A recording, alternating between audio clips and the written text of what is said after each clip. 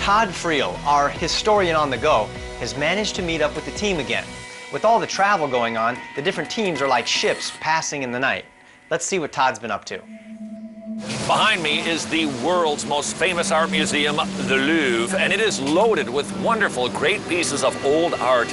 But have you noticed how goofy the modern stuff looks these days? I mean, some artist takes a can of paint and slaps it on some canvas, and we're supposed to interpret it and ask, what does the art say to me? Forget what the artist intended.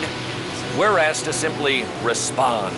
And the reason for that new approach to interpreting art is a big fancy word called deconstructionism.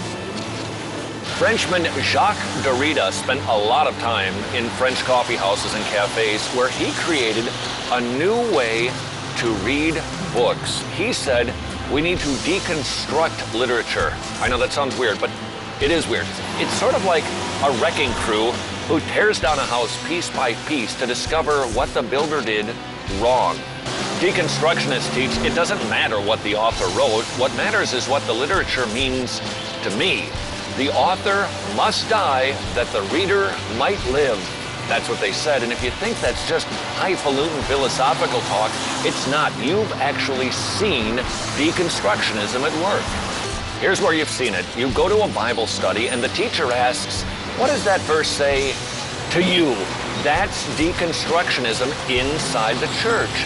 When it comes to reading the Bible, it doesn't matter what it says to me. What matters is, what did the author intend it to say?